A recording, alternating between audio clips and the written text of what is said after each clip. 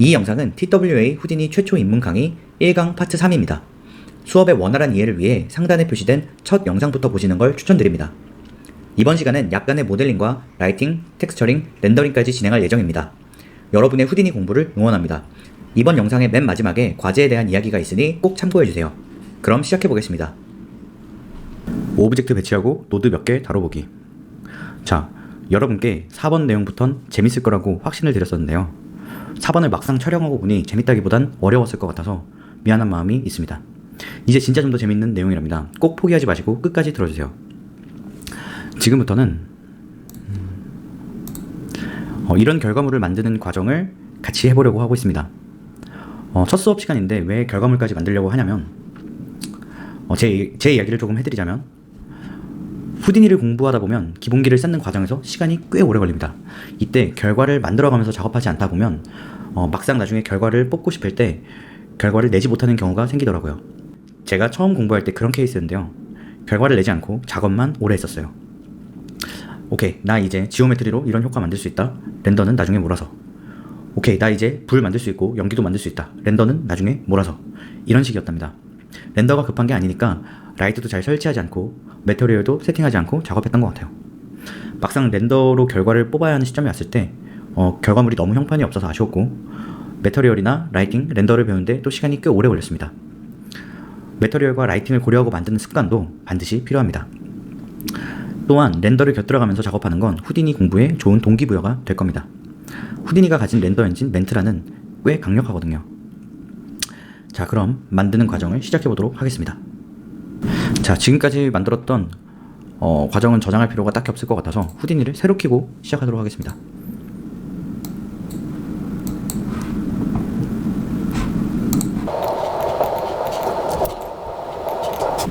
자, 아까 보셨던 것처럼 먼저 책상을 만들 거고요. 주전자를 만들 거고 상자랑 굴을 하나 올려두겠습니다. 자, 그러면 가장 먼저 탭키 누르고 지오메트리를 만들겠습니다. 자, 아직 내용물이 만들어진 건 아니지만 이름을 먼저 지정해 두도록 하겠습니다. 자, 마찬가지로 지오메트리 만들어서 이건 주전자가 될 거고 이거는 테이블이 될 겁니다.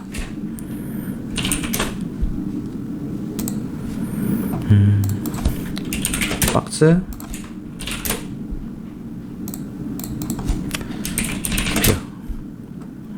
자, 그리고 이 물체들 밑에 바닥과 배경을 하나 만들기 위해서 그리드를 만들도록 하겠습니다.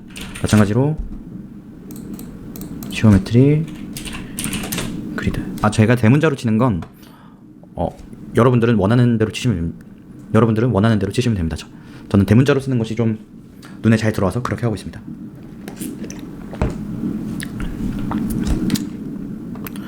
자, 먼저 그리드부터 만들어 보도록 하겠습니다. 그리드로 들어오신 다음에 그리드라고 치시고 붙여 넣으시면 화면에 그리드가 들어온 걸 확인할 수 있는데 이제 처음으로 씬뷰에서 마우스 만지는 걸 알려드릴 거예요.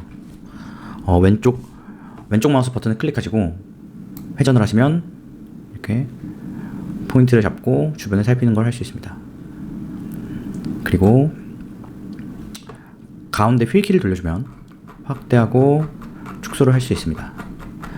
자, 이 똑같은 걸 오른쪽 키를 누르고도 할 수 있습니다. 오른쪽 키 누르고 들어가시면 들어갔다 나왔다 할 수 있습니다. 지금 당장은 밑에 화면이 필요하지 않기 때문에 닫아두도록 하겠습니다. 자, 그리드를 두 개를 만들 건데요. 하나는 바닥이고 결과에는 반영이 안 됐지만 하나는 바닥이고 하나는 뒷벽을 세우도록 하겠습니다. 그리드의 파라미터를 보시면 사이즈를 정해줄 수 있는데 여기에 로우와 콜럼이 있는데 로우와 콜럼의 숫자를 옮겨보면 자, 이렇게 몇 획으로 나누어져 있는지를 정할 수 있다는 걸 확인할 수 있습니다. 지금은 제일 간단하게 하기 위해서 둘로 맞추도록 하겠습니다. 그러면 정확히 한 면만 나타나는 결과가 보이게 됩니다. 이 그리드를 복사해서 붙여넣도록 하겠습니다. 복사해서 붙여넣는 건 컨트롤 C, 컨트롤 V로 하시면 됩니다. 선택하시고 컨트롤 C, 컨트롤 V 하시면 됩니다. 자, 두 물체가 정확하게 똑같기 때문에 보이지 않고 있는 거고요. 새로 만든 이거는 트랜스폼으로 이동을 해보도록 하겠습니다. 노드를 연결해 주시고, 자, 이 결과를 보고 싶을 땐 디스플레이 플래그를 켜주시면 됩니다. 자, X축 방향으로 90도 회전시켜 보겠습니다. 자, 지금 회전이 돼서 세워져 있는 걸 보실 수 있고요. 지금 이 결과물과 이 결과물을 합치려고 하고 있습니다. 동시에 보고 싶을 때 아까 말씀드렸던 것처럼 템플릿 이 보라색 버튼을 누르시면 윤곽이 나와 있는 걸 볼 수 있습니다. 우리는 결과적으로 이 두 개가 동시에 출력까지 가야 되기 때문에 머지 노드를 이용해서 합쳐주겠습니다.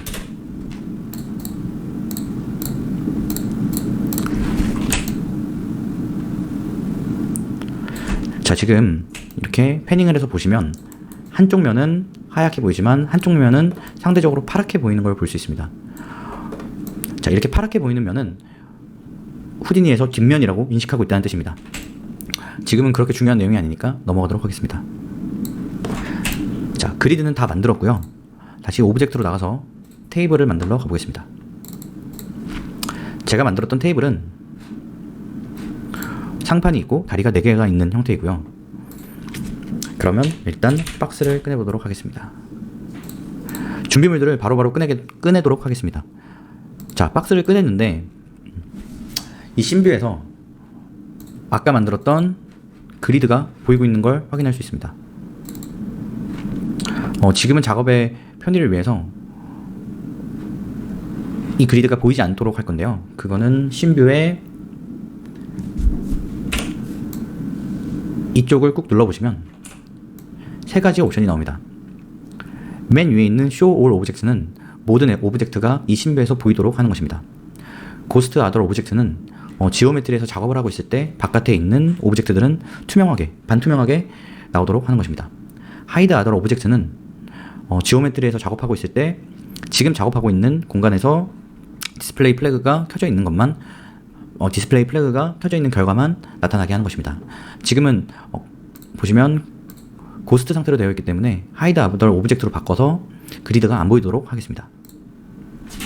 박스의 파라미터를 보시면 사이즈가 있는데 이 사이즈는 X축, Y축, G축을 나타냅니다. X축, Y축, G축은 신뷰에서 하단에 보시면 어느 쪽이 X축이고 G축이고 Y축인지 확인할 수 있습니다. 자, 이렇게 보시면 X축이 이쪽, G축이 이쪽입니다. 따라서 X축의 숫자가 커지면 폭이 늘어나는 걸 확인할 수 있고 G축이 커지면 G축 방향으로 움직이는 걸 볼 수 있습니다. 자, 사이즈를 제가 원하는 대로 한번 조정해 보도록 하겠습니다. 여기에 있는 숫자는요, 직접 입력을 해도 되고 마우스 가운데 버튼을 누르시면 원하는 간격으로 조정을 해볼 수 있습니다. 자, 지금은 작아서 눈에 안 보이는데요. 자, 여기선 1 단위로 숫자가 움직이는 거 볼 수 있고 지금 마우스 가운데 버튼은 꾹 누른 상태입니다. 여기선 더 빠르게 변하는 걸 볼 수 있습니다. 미세한 조정을 위해서 이렇게 점점 아래 단계에서 움직일 수 있습니다. 자, 확대를 해서 보게 되면 미세하게 조정이 되는 걸 확인할 수 있습니다. 저는 1.2로 맞추도록 하겠습니다. 두께는 0.05 정도로 하겠습니다. 자, 그리고 튜브를 만들 건데요. 책상의 다리로 이용을 할 것입니다. 자, 튜브를 켜보시고 보시면 위아래가 뚫려 있는데 튜브의 파라미터에서 엔드캡을 눌러서 위아래를 막아주도록 하겠습니다. 프리미티브, 자, 이제 면의 종류를 선택하는 건데 프리미티브에서 폴리곤으로 바꿔주도록 하겠습니다.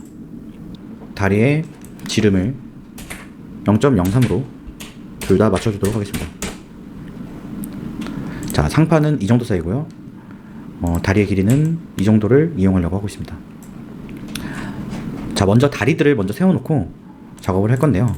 이 튜브들을 4개로 복사하도록 하겠습니다.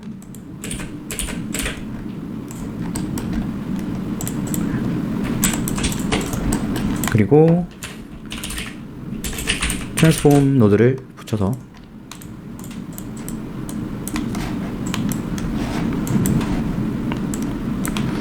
(0.5씩) 이동시키도록 하겠습니다.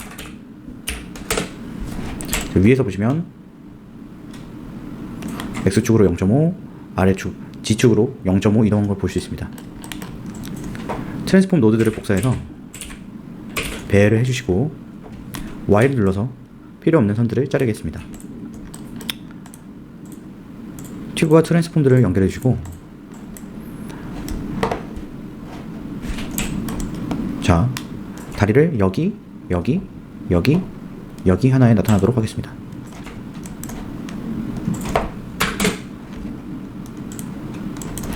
순서는 큰 상관이 없습니다.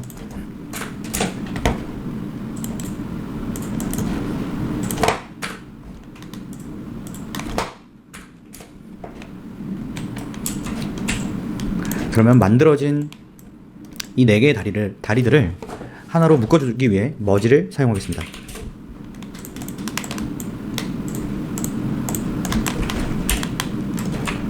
자, 지금 테이블 다리가 완성이 되었고요. 박스의 높이를 조정하기 위해 템플릿 버튼을 눌러놨고, 트랜스폼 노드를 박스에 붙이도록 하겠습니다. 트랜스폼 노드를 켜고 이번엔 다리들을 템플릿 버튼을 누르도록 하겠습니다. 트랜스폼 노드에서 높이를 1만큼 올려보도록 하겠습니다. 자, 상판이 더 높게 있기 때문에 이 다리들의 높이도 높여보도록 하겠습니다.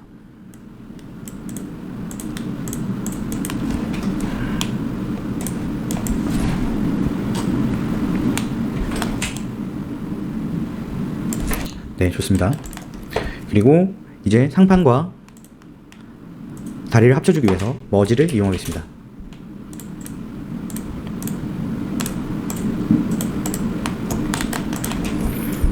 자, 처음으로 만들어 본 지오메트리의 결과물입니다. 테이블을 만드셨고요. 이제 오브젝트 단위로 나와 보시게 되면 위치가 애매하기 때문에 이렇게 겹쳐져 있는 걸 확인할 수 있습니다. 이번엔 그리드에 들어가서 그리드의 위치를 살짝 바꾸도록 하겠습니다. 이제는 오브젝트끼리의 위치를 확인해야 되기 때문에 하이드 아더 오브젝트가 아니라 고스트 아더 오브젝트로 바꾸겠습니다. 그러면 여기에 책상이 반투명하게 보이는 걸 확인할 수 있죠. 트랜스폼을 이용하겠습니다.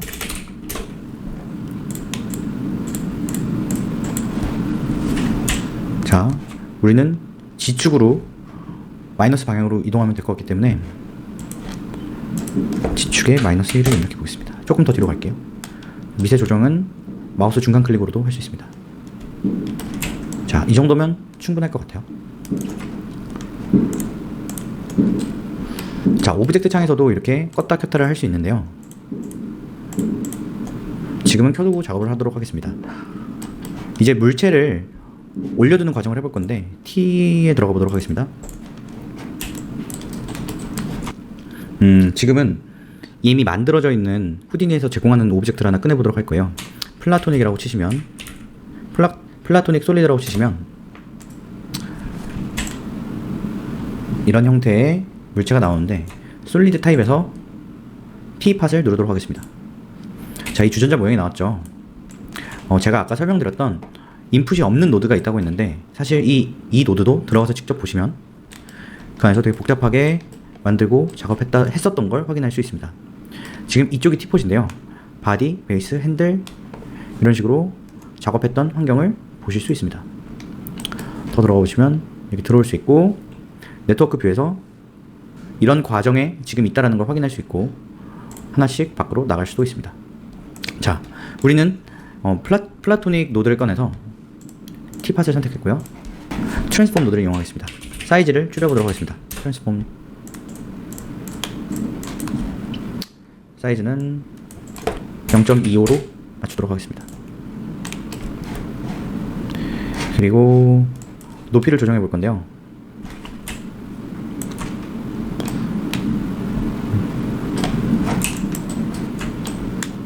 적당히 올려놓도록 하겠습니다. 그리고 위치도 좀 이 정도 하고 회전도 마이너스 30 정도 하도록 하겠습니다. 나오셔서 박스를 만들어 보겠습니다. 박스 자, 이번에도 박스가 너무 크기 때문에 박스의 크기와 사이즈를 조절해 보도록 하겠습니다. 이번에는 트랜스폼에서 박스의 사이즈를 줄이는 게 아니라 원래 박스 사이즈를 한번 줄여 보도록 하겠습니다. 자, 원래 박스 사이즈를 줄였고요. 트랜스폼 노드 붙이시고 높이는 1.12 정도 올리시고,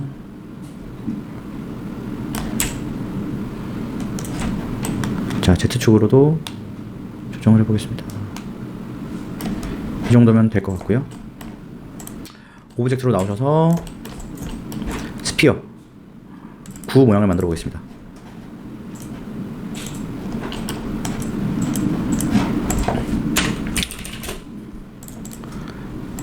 자, 원래는 구의 이제 면의 형태를 폴리곤으로 하려고 했는데 지금은 프리미티브로 제작을 하도록 하겠습니다. 큰 차이가 없기 때문에 지금은. 자, 아까 박스에서는 여기에서 박스 자체에서 유니폼 스케일을 줄였었는데 이번에는 트랜스폼에서 줄이도록 하겠습니다.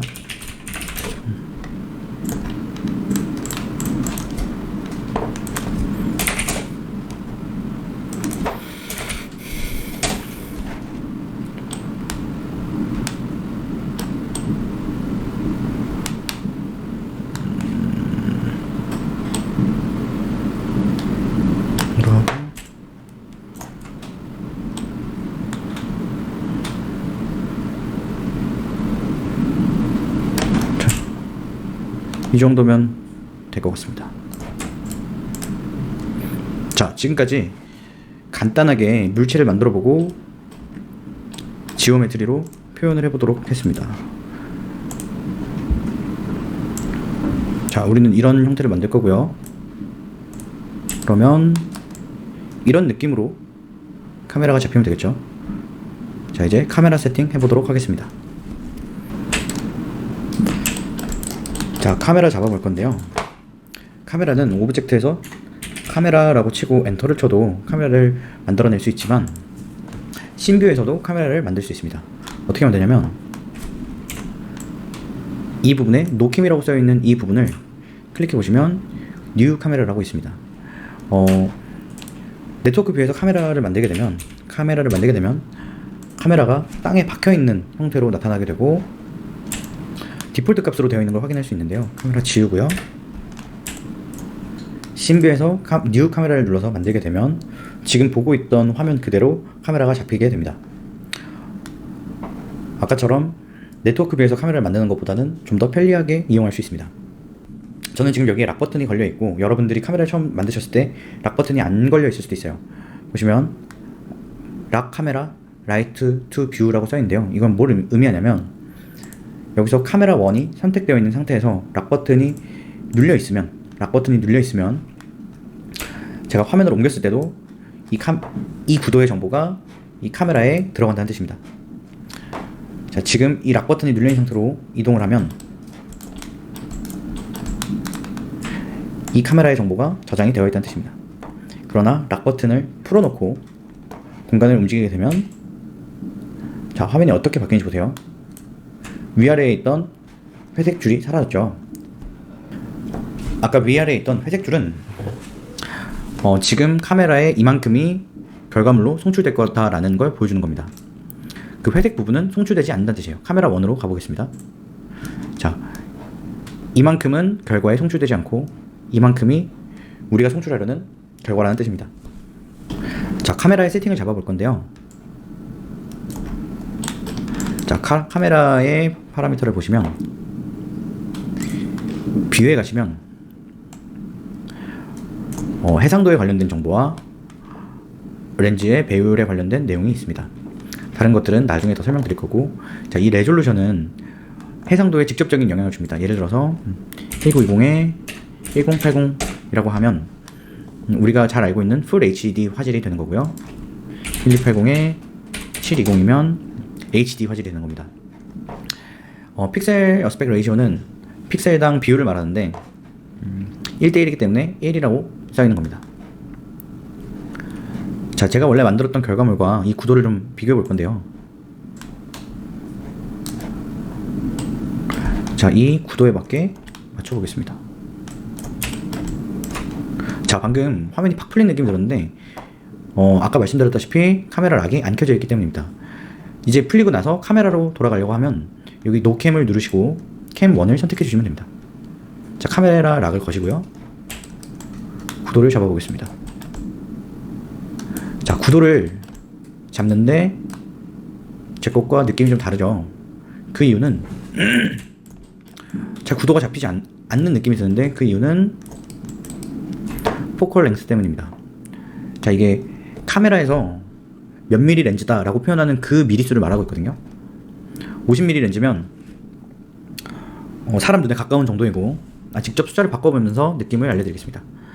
18mm 렌즈라고 생각을 하면 엄청나게 초광각 렌즈인 거죠. 그래서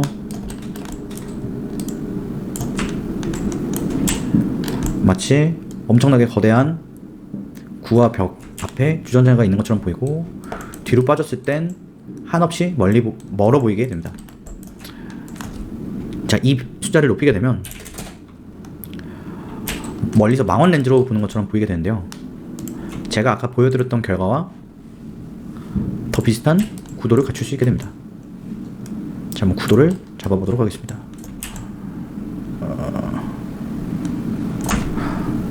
상자가 좀 더 삐뚤어야 할 것 같은데요. 자, 한 40조 정도, 마이너스 37 정도. 네, 그리고 구도를 잡아보면, 자, 여러분도 쫓아오시면서 꼭 해보세요. 자, 됐습니다. 자, 카메라 세팅이 완료가 되었습니다. 자, 그 다음으론 매터리얼 세팅을 할 것 같지만 우선 렌더 세팅부터 하려고 하고 있어요. 왜냐하면 지금 이 정도, 자, 카메라와 오브젝트가 있으면 렌더를 해서 어떤 결과를 나타내고 있는지 확인해 볼 수 있거든요. 자, 렌더 세팅을 한번 해볼 건데요. 자, 오브젝트에서 아웃으로 가보도록 하겠습니다. 자, 아웃풋을 관장하는 곳에 왔고, 여기서 탭키 누르시고 멘트라라고 치겠습니다. 멘트라에서 엔터를 누르시고 클릭해 주시면 멘트라 노드가 형성이 되고 위에 멘트라의 파라미터가 보이게 됩니다. 자, 여기에는 사실 공부할 내용이 되게 많은데요. 지금은 간단하게, 자, 오브젝트에 가시면 어떤 물체를 뽑고 어떤 빛을 뽑을지 그런 것들을 결정해주는 공간이고요. 예를 들어서 반드시 뽑겠다, 그럼 false 오브젝트에 이름을 넣으시면 되는 거고,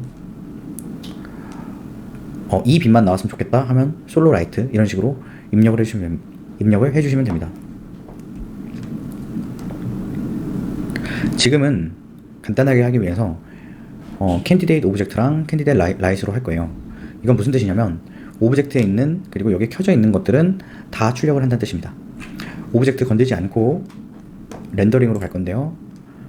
렌더링에선 오브젝트에서 어떤 것들을 뽑을지 다 결정이 났다면 얼마나 디테일하게 뽑을지, 그리고 어떤 방식으로 뽑을지 결정하는 것입니다. 픽셀 샘플은 멘트라에서 화질을 결정하는데 가장 중요한 요소가 될 것 같고요. 우선은 3:3으로 되어 있는 게 좀 오래 걸리기 때문에 2:2로 맞춰두도록 하겠습니다. 쫓아오시면 되고, 자, 렌더링 엔진은 눌러보시면 다양한 게 있는데 개인적으로 피지컬리 베이스드 렌더가 제 취향에 맞기 때문에 이걸로 진행하도록 하겠습니다.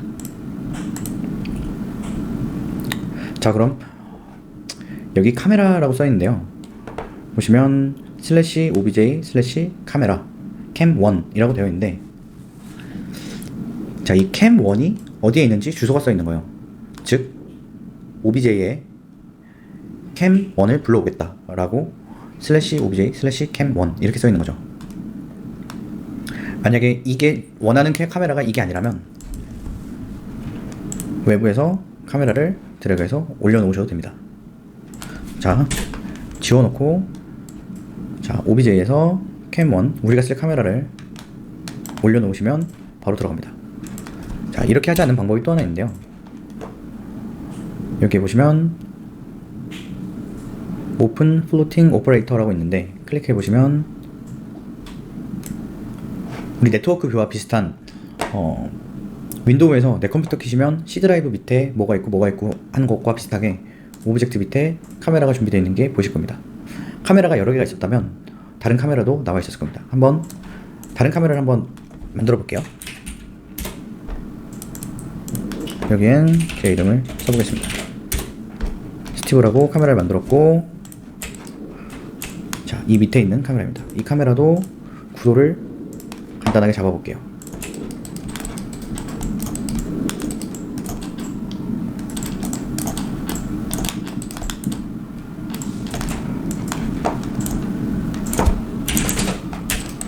대충 이렇게 잡아두고 원래 이용하려다 했던 캠1으로 돌아왔고요. 멘트라에서 파라미터를 보시면 캠1을 넣을 수도 있고 스티브를 넣을 수도 있습니다. 오퍼레이터를 선택하는 곳에서 스티브를 선택할 수도 있고요. 캠1을 선택할 수도 있습니다. 자, 이제 렌더뷰로 가볼 건데요. 렌더뷰에 오시면 검은색 화면과 함께 렌더 버튼이 있고요. 지금 여기에 있는 것과 여기에 있는 두 가지를 이용해서 선택을 할 겁니다. 자, 이쪽은 우리가 아웃에 있는 렌더 방식 자체가 뭐가 있는지, 렌더 노드가 뭐가 있는지를 나타내고 있고요. 보면 우리는 멘트라 1 하나 있기 때문에 선택지가 한 개가 있는 거고, 자, 여기 카메라에서는 우리가 카메라를 두 개를 가지고 있기 때문에 두 개가 뜨고 있는 겁니다. 우리가 내려는 결과는 캠1이기 때문에 캠1을 선택해 줄게요. 그리고 렌더를 누르시면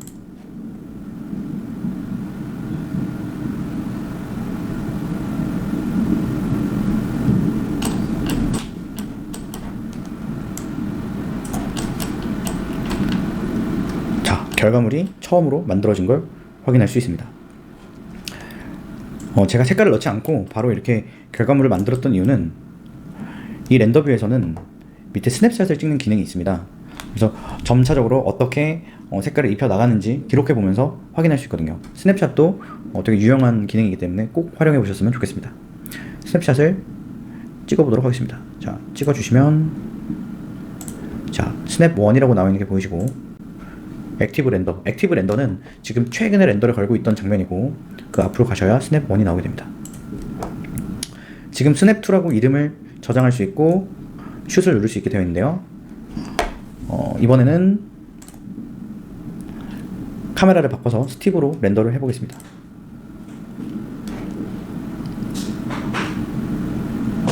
자, 구도가 바뀌었고 이름을 스티브라고 한 다음에 처음 찍은 사진이기 때문에 A라고 해서 스냅을 누르겠습니다. 그러면 스냅 1은 맨 처음에 찍었던 것, 두 번째는 스티브 A라고 뜨는 걸 볼 수 있습니다. 클릭해 보시면 선택할 수 있고, 우리는 결과적으로 스냅 2 스타일로 진행을 할 거기 때문에 스티브 A라고 되어 있는 사진을 지우도록 하겠습니다.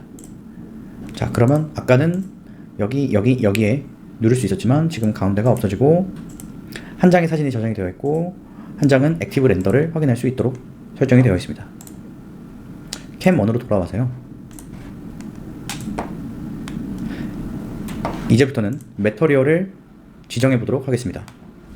자, 지금부터는 매터리얼을 지정해 보도록 하겠습니다. 즉, 색깔을 입혀 보겠다는 뜻인데요. 우선 그리드를 선택해 보시면 그리드의 파라미터에 렌더에 가보시면 매터리얼이 있습니다. 여기에 매터리얼을 지정해 주셔도 되지만 그런 방식이 아니라 지오메트리 안으로 들어가서 매터리얼을 설정하는 방법을 알려드리도록 하겠습니다. 자, 우선 그리드로 들어오시고요. 탭 누르시고 매터리얼을 불러옵니다. 결과를 밑으로 이어주시고 디스플레이 플래그를 켜줍니다. 앞으로는 그냥 매터리얼을 키겠다 이런 식으로 표현을 하겠습니다. 자, 나오시고 지금은 그리드에 매터리얼을 받아줄 환경을 만들어 준 것이고요. 아직 색깔을 지정하거나 하는 건 없습니다. 자, 테이블에 와서도 매터리얼을 만들어 주고요. T에서도 매터리얼,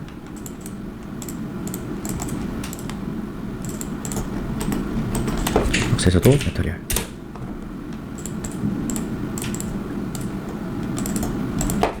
스피어도 매터리얼. 자, 이제 매터리얼을 받아줄 준비가 다 된 것입니다. 매터리얼은 제가 이 강의를 시작할 때 옆집에 가서 페인트를 준비한다고 표현했던 것처럼 마우스 누르시고 매터리얼에 오시면 이 공간에서 페인트들을 준비할 수 있습니다. 구체적으로는 페인트라고 표현하는 게 아니기 때문에 비유로 생각해 주시면 되고요. 자, 먼저 그리드에 대한 매터리얼을 만들어 보도록 하겠습니다. 탭키 누르시고 프린시플 쉐이더를 꺼내겠습니다. 자, 프린시플 쉐이더입니다. 그리고 지금 여기에 있는 건 노드의 모양이 완전히 다르죠. 되게 익숙하지 않을 수 있는데 앞으로 어트리뷰트 밥이라든지 작업을 하시게 되다 보면 자연스럽게 만나게 되실 겁니다. 너무 겁먹지 마시고요. 이름을 그리드로 바꿔주겠습니다. 그리고 색깔은 적당히 밝은 회색으로 하고, 자, 이 그리드에 들어와서 매터리얼에 파라미터에 매터리얼에 올려놓도록 하겠습니다. 자, 방금 바깥에 색이 바뀐 걸 보셨죠? 지우고 다시 넣어볼게요. 넣는 방식은 매터리얼에 그리드를 선택하셔도 됩니다. 저는 드래그가 편하기 때문에 이렇게 하도록 하겠습니다. 그러면 그리드에 매터리얼을 넣었을 때 어떤 색깔이 나오는지 렌더뷰로 보도록 하겠습니다. 이번엔 다시 화면을 쪼개서 카메라 구도가 바뀌어버렸어요. 카메라 구도가 이게 잡혀있어서 바뀌어버렸어요. 카메라 구도는 정보가 입력이 되어 있다가 바뀐 거기 때문에 컨트롤 Z 하면 원상 복구시킬 수 있습니다. 그쯤이었던 것 같은데요. 네, 그리고 잘 들어갔고 락 풀어주시고 이동하도록 하겠습니다. 자, 원래 저장해놨던 스냅들은 지우도록 하겠습니다. 여기서도 멘트라 1 스티브 눌러주시고 렌더를 눌러보겠습니다.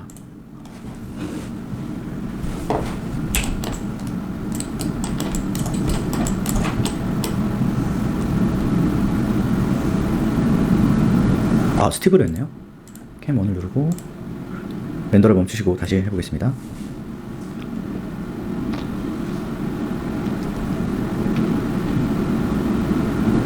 자, 지금은 크게 바뀐 걸 확인할 수가 없고요.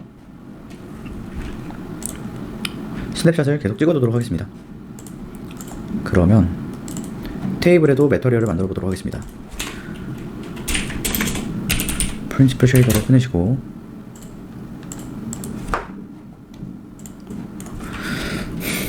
테이블에 붙이시고 이 테이블 매터리얼에 넣도록 하겠습니다. 자, 방금 뭔가 색깔이 바뀌었던 것 같은데요. 자, 아까는 반사광이 없었던 게 반사광이 나타나는 게 보이죠? 매터리얼이 입혀지고 있다는 뜻입니다. 자, 스냅샷 찍고요. 이번엔 T 프린시플 쉐이더. 제가 지금 클릭이 잘못된 이유는 마우스 커서가 네트워크 뷰에 있기 때문에 네트워크 뷰에 맞는 내용이 입력이 되고 있었기 때문에 나타나지 않은 겁니다. 여기서 하셔야 돼요. 프린시플 쉐이더. 이번에는 T. 우리 이 T는 검정색이니까 색깔을 베이스 컬러를 짙은 회색으로 바꾸도록 하겠습니다. 매터리얼에 넣어주시고, 자, 지금은 넣을 때마다 바로바로 변하는 게 보이고 있지만 나중에 작업하는 게 무거워지고 하면 이렇게 적극적으로 바로바로 변화가 안 나타날 수도 있습니다. 참고해도 돼요. 박스가 핑크색이었던 것 같은데 만들어 볼게요. 프린시플 쉐이더 하나 복사해 두겠습니다. 박스 스피어. 박스는 주황색으로 하고 스피어는 제가 좋아하는 핑크색으로 하겠습니다. 자, 박스에서도 매터리얼을 입혀주시고 스피어도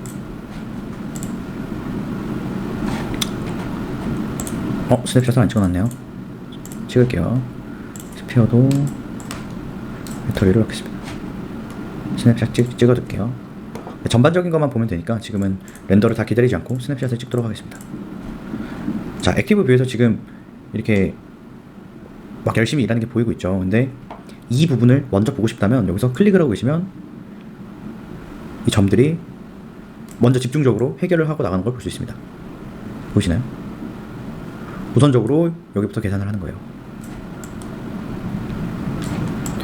나중에 일부 디테일한 부분만 색깔을 보고 싶을 때도 이런 방법을 활용하시면 전체 렌더링을 다 기다리지 않고도 어떻게 작업이 되고 있는지 확인할 수 있습니다.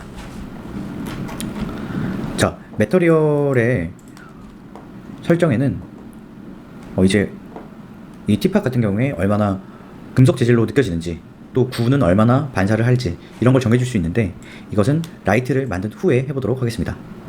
자, 라이트를 설치하는 과정은 잠시 렌더뷰를 내려놓고 진행하도록 하겠습니다.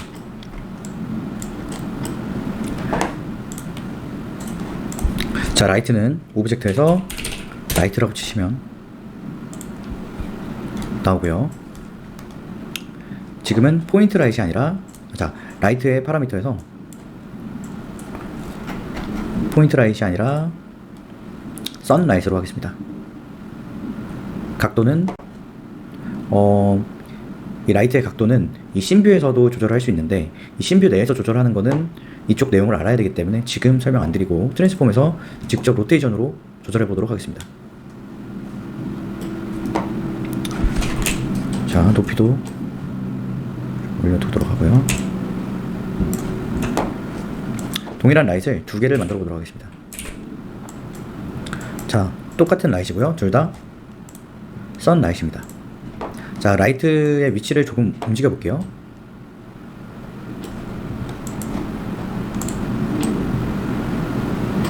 그리고 비추는 각도를 조금씩 변형을 주겠습니다.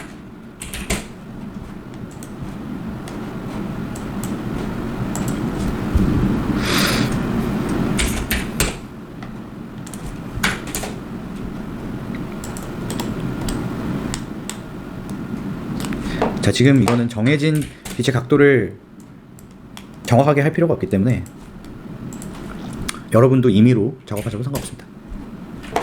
저는 결과를 보면 대충 여기에 조명이 모이는 형식으로, 멀리서 모여 내려오는 형식으로 했고요. 렌더뷰로 결과를 한번 보도록 하겠습니다. 자, 액티브 렌더가 이미 진행을 하고 있었고요. 아까는 빛이 없었기 때문에 렌더가 실제로 매우 빨리 진행이 됐지만 지금은 훨씬 더 오랜 시간이 걸릴 것으로 예측이 되고 있습니다. 자, 앞 사진이랑 비교를 해보면 이게 빛이 없었던 사진이고요. 이게 지금 빛이 들어간 사진입니다. 자, 확실히 빛이 들어가니까 재질의 느낌이 훨씬 사는 것이 보이죠. 자, 이 부분이 먼저 보고 싶다면 눌러서 여기부터 해결해 달라고 멘트라에 요청하면 됩니다. 이런 식으로요.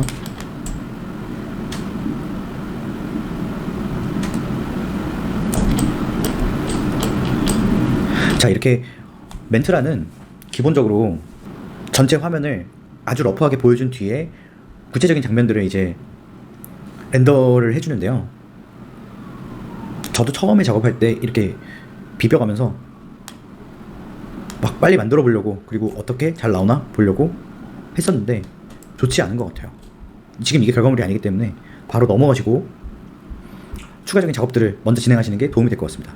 자, 그리고 보시면 여기에 반사돼서 보이는 게 보이시나요? 자, 참고하시고, 여기에서는 반사돼서 보여지는 게 하나도 없는 이유가 빛이 없기 때문에 그렇습니다. 그리고 기본적으로 아예 빛이 없는 경우에 이렇게 렌더를 눌렀을 때 형상을 확인할 수는 있지만 여기에 빛이 맺혀 있는 게 보이시죠? 이거는 후디니 자체에서 빛이 없을 때 임시로 이런 빛이 있다라고 가정하고 보여주는 거기 때문에 정확한 빛이 절대 아닙니다. 지금 여기에 우리가 만들었던 라이트 두 개가 맺혀 있는 게 보일 거예요. 자, 빛의 세부 조정을 조금 해볼 건데요. 우선 스냅샷 찍어두고, 개인적으로는 제가 이 두 빛을 끄는 이유가 노란색 빛과 파란색 빛을 쓰기 위함입니다. 제가 노란색 빛과 파란색 빛을 고른 이유는 나중에 공부를 하시다 보면 색온도라는 걸 배우게 되실 텐데, 그 색온도에 색온도가 따뜻해지면 노란색 빛이 나고 색온도가 차가워지면 파란색 빛이 납니다. 이거는 실제 지구에서도 태양빛이 회전에 가까워지면 파랗고, 이제 그 반대로 하늘은 완전히 이거 어떻게 설명해야 되지? 자, 그냥 쫓아오세요. 주황색 빛과 주황색 빛과 파란 빛을 이용할 거고요. 이 두 색을 잘 섞어주면 되게 태양빛 느낌을 따뜻한 느낌과 시원한 느낌을 손쉽게 이용할 수 있어서 두 가지 색상을 골라봤습니다. 절대적인 팁이 아니에요, 이건. 제 그냥 간단한 노하우입니다.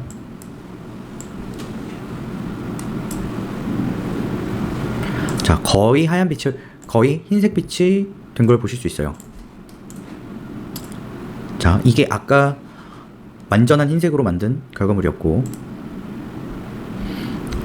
지금 만든 건 조금 어두운 부분이 파랗게 나오고 있고, 밝은 부분에서는 따뜻한 느낌이 들고 있습니다. 불의 세기를 좀 줄여보도록 할게요. 라이트의 세기를 조금 줄여보도록 하겠습니다.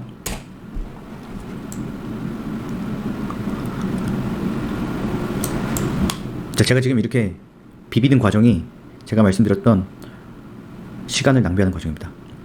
이게 결과물이 아니기 때문에 의미가 없습니다. 스냅샷 찍어 보시고요. 자, 우리가 이런 결과에서 이렇게 작업을 해오고 있는 겁니다.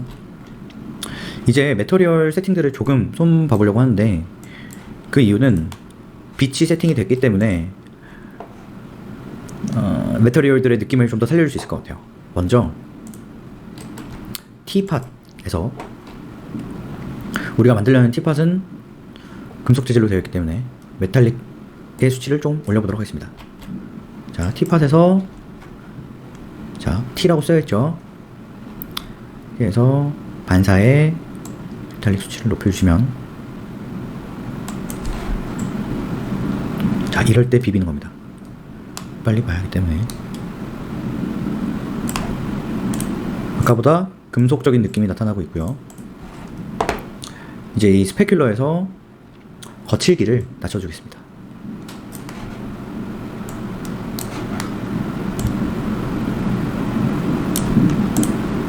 자, 거칠기를 낮춰주면 표면이 훨씬 매끄러워 보이고 반사가 되는 형태도 더 뚜렷하게 맺히는 걸 볼 수 있어요. 빛 같은 경우에는 더 날카롭게 맺히는 경향이 있습니다. 자, 그러면 아까보다 훨씬 금속 같아 보이죠? 검정색으로 코팅이 된 느낌입니다. 구도 조금 더 반딱반딱하게 만들어 보겠습니다.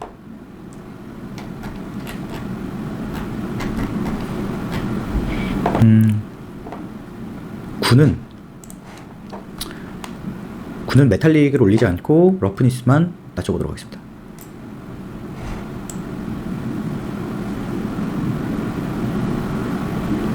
충분히 대리석 구슬 같은 느낌이 나고 있죠.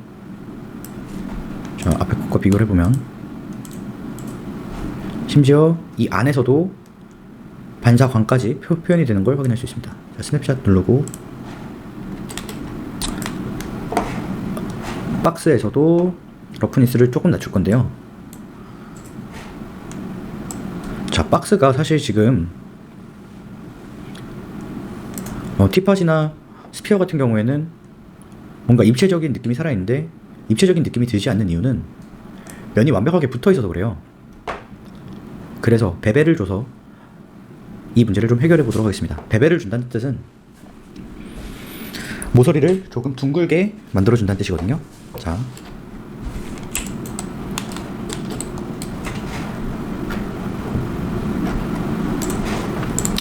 베벨을 설명하기 위해서는 사실은 그룹이라든지 다른 걸 좀 더 설명해야 되지만, 정확히 저를 따라오시면 간단하게 베벨을 줄 수 있습니다. 지금 1번이기 때문에 이쪽 화면에서는 이쪽의 내용을 보여주고 있는 거고요.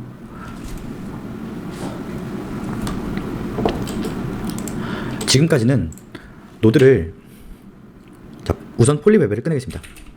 폴리베벨. 지금까지는 노드를 계속 아래에 붙여왔는데 이번에는 중간에 껴보는 걸 해보겠습니다. 자, 중간에 껴보도록 하겠습니다.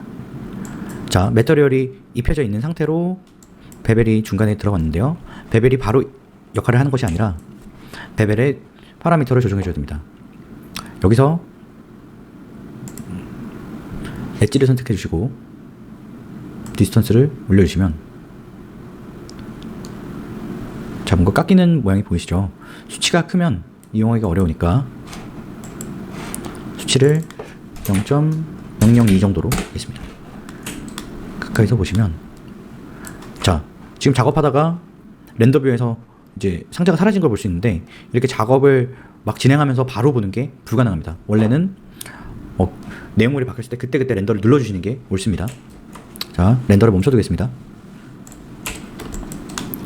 보시면 베벨 효과가 들어가 있는 게 보이고, 여기를 얼마나 많이 쪼갤지 디비전에서 숫자를 올려주시면 됩니다. 이 정도면 충분할 거라고 생각하고 있고요. 좋습니다. 기왕 하는 김에 이 폴리 베벨에 엣지를 선택해서 0.002만큼 베벨 효과를 줄 것이고 거기에 12개의 디비전을 둘 것이다 라고 하는 이 노드를 복사해서 테이블에도 적용해 보겠습니다. 테이블에 오셔서 여기는 달이니까 상판의 결과인 이 녀석의 노드를 복사 붙여넣기를 할 것입니다. 자, 컨트롤 V 눌렀는데 이상한 데 붙어 있잖아요. 보통 이렇게 자기가 원하는 데 정확하게 떨어지지 않고 일단 붙여놓고 자르신 다음에 다시 넣어야 합니다. 자, 폴리 베벨이 들어갔고요. 지금은 플래그가 앞전에 있는 트랜스포머에 켜져 있기 때문에 효과가 들어간지 확인이 안 되고 있고, 베벨을 켜보시면 효과가 들어간 걸 확인할 수 있습니다. 자, 이렇게 효과가 들어가고 나면 결과에서도 마찬가지로 잘 들어가 있는 걸 확인할 수 있습니다. 자, 카메라를 캠 1으로 바꾸시고 다시 결과를 보도록 하겠습니다. 아까 멈춰놨기 때문에 액티브 렌더가 돌아가고 있지 않은 상황이고요. 렌더를 눌러보도록 하겠습니다.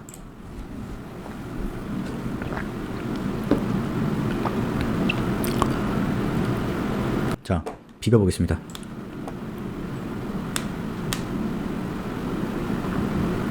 자, 액티브 렌더 상태에서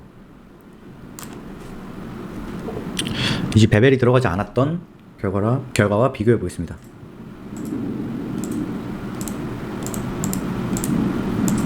자, 테두리가 깎여 나갔기 때문에 조금 사이즈가 줄어든 느낌도 들면서 밑에 미세하게 그림자가 생긴 것도 확인할 수 있습니다. 자, 스냅샷 누르시고요.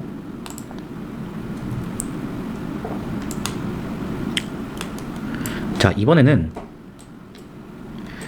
라이트를 좀 수정해 볼 건데요. 개인적으로 의도가 된 연출인 경우에 그림자의 테두리가 명확하게 남는, 의도가 된 경우에 그림자의 테두리가 남는 건 참 좋다고 생각하는데, 그렇지 않고 조명의 개수가 눈에 보이게 되는 건 약간 개인적으로 아쉬워서 이 라이트의 그림자 모양을 좀 바꿔보도록 하겠습니다. 그림자의 모양을 바꾸는 게 아니라 그림자가 물체에 어떻게 맺힐지 설정을 바꿔보도록 하겠습니다. 자, 디스턴트 라이트 파라미터에서 디스턴트 라이트 옵션에 오시면 선 앵글이 있습니다. 이 선 앵글이 0이 되면 그림자의 테두리가 엄청 날카로워질 것이고요. 보겠습니다.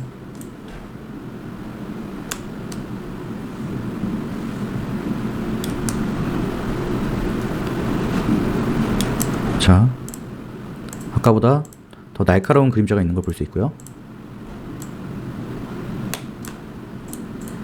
스냅샷 찍어두고, 아까 원래 5였는데 한 15로 올리도록 하겠습니다.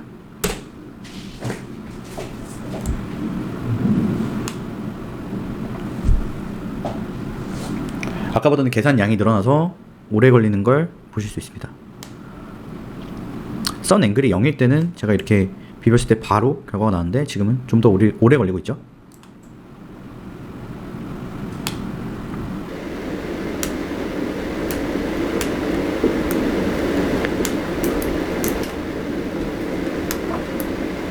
자, 이 사진은 결과를 기다렸다가 진행하도록 하겠습니다.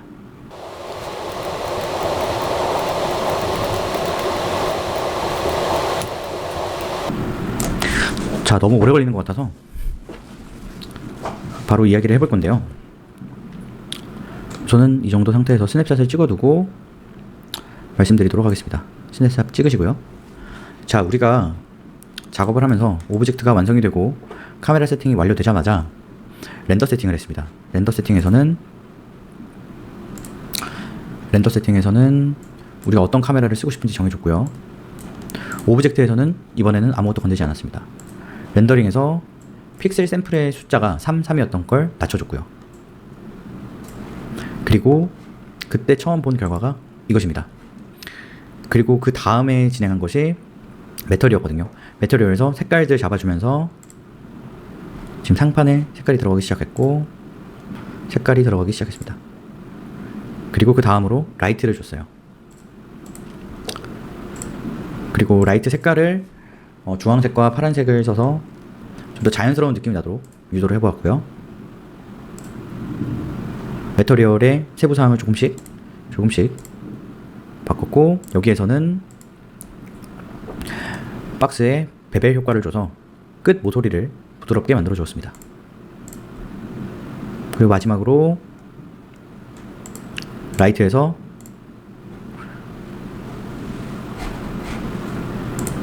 선 앵글을 바꿔서 얼마나 날카롭게 그림자가 잡힐지 정해주었습니다.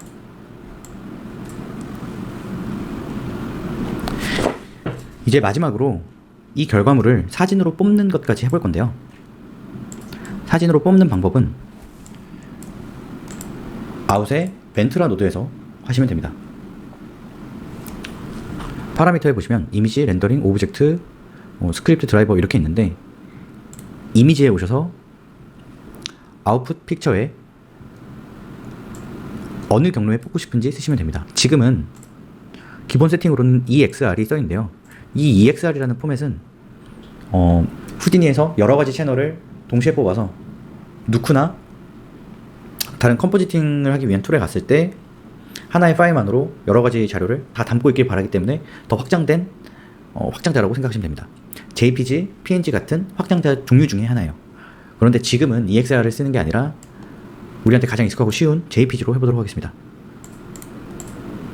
자, 아웃풋 디바이스를 눌러주시면 JPEG가 있는 걸 확인할 수 있습니다. 클릭해 주시고요. 자, 여기 주소에 $힙에 렌더에 $힙네임 $os $f4 이렇게 써 있는데, 이거는 추후에 설명드리도록 하고요. 오픈 플로팅 파일 추서를 눌러주시고, 저는 D 드라이브에 새 폴더를 만들어서 TWA 후디니 라고 쳐서 들어가고, 폴더에 A result A/R이라고 해놓고 이 주소를 복사해 오도록 하겠습니다. 이미 폴더는 만들어진 거고요. 닫고요. 자, 이 앞에 있는 내용을 지워주시고 붙여 넣어주시면 D 드라이브에 TWA 후디니 A/R에 사진 이름은 A라고 할 거고, OS에 대한 지정은 하지 않겠습니다. 그리고 한 장만 뽑을 거기 때문에 이제 달러 프레임에 대한 내용도 지우도록 하겠습니다. 그리고 EXR이 아니라 JPEG라고 써주시면 됩니다. 자, 이제 뭔가 우리가 익숙했던 이름으로 바뀌어있죠. 아웃풋 픽처에 D 드라이브에 TWA 후디니에 A/R에 A.jpg 보시면 위에서 어떤 걸 어떻게 출력할지 정해줘야 되는데, 렌더 프레임 레인지라고 하시면 어디서부터 어디까지 뽑을 것인지를 정하는 것이고요. 렌더 커런트 프레임을 누르시면 지금 현재 프레임을 출력하겠다라는 뜻입니다. 자, 그러면 렌더 투 디스크를 눌러보도록 하겠습니다. 이걸 누르시면 창이 뜨면서 이 사진이 렌더가 되고 있다는 걸 확인할 수 있어요. 프리뷰는 제공이 되지 않습니다.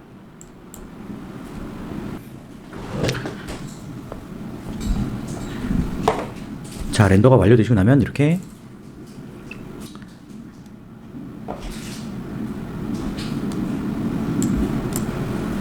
결과물이 뽑힌 걸 확인하실 수 있습니다. 자, 더 좋은 결과물을 원하신다면 멘트라에서 픽셀 샘플 값을 높이시는 것도 추천을 드리지만 우선 지금 이 작업의 환경에서 지금 이 정도의 작업을 가지고 화질을 높인다고 결과물이 더 좋아지는 건 아니거든요. 그러니까 앞으로 직접 작업을 하실 때 렌더까지 꼭 해보시는 걸 추천드리지만 렌더에 너무 집착하시지는 않으셨으면 좋겠습니다. 자, 오늘 수업은 여기까지입니다. 오늘 알려드린 내용은 사실 후디니의 첫 문을 여는 과정이었기 때문에 앞으로 있을 수업보다 훨씬 피로감이 심한 날이었을 거라고 생각합니다. 후디니를 처음 만져보니 어떠신가요? 여러분의 배경 지식을 알지 못하는 상태에서 수업을 준비하다 보니 이미 후디니를 조금이라도 만져보신 분들은 지루하다는 느낌이 들었을 수도 있을 것 같고요. 또 정말 아예 처음 하시는 분들께서는 그럼에도 어려웠을 수 있는 수업이었던 것 같습니다. 후디니로 할 수 있는 3D의 영역은 무궁무진합니다. 그만큼 배워야 할 내용도 방대하고요. 절대로 쉬운 공부의 길이 아닙니다. 후디니를 잘 다루는 것만으로도 3D 분야에서 커리어를 쌓아 나가는데 좋은 무기가 될 것이라는 걸 확신합니다. 후디니를 접하신 많은 분들께서 FX에 대한 갈증이 있을 거라고 생각합니다. 예를 들면 불, 물, 파티클 같은 내용이요. 그러나 아직은 때가 아닙니다. 조금만 기다려주세요. 최대한 빨리 그 내용들을 같이 공부할 수 있도록 기초를 쌓아드리겠습니다. 진심으로 여러분의 좋아요와 댓글, 구독이 이 강의를 이어나가는데 큰 힘이 됩니다. 응원 부탁드립니다. 머지않아 여러분께 FX에 대한 부분을 신나게 가르쳐드리기를 바라며 후디니 최초 입문 강의 첫 수업을 마치도록 하겠습니다. 감사합니다. 참, 오늘 수업의 숙제는 아까 만들었던 테이블에 어울리는 의자를 만들어 보는 것입니다. 너무 멋진 걸 만드시려고 고생하실 필요는 없고 지금 배운 내용 안에서 후디니를 다뤄보는데 의미를 가지셨으면 좋겠습니다. 기왕이면 렌더까지 해보시는 걸 추천드립니다. 조금 더 익숙해져서 다음 시간에 만납시다.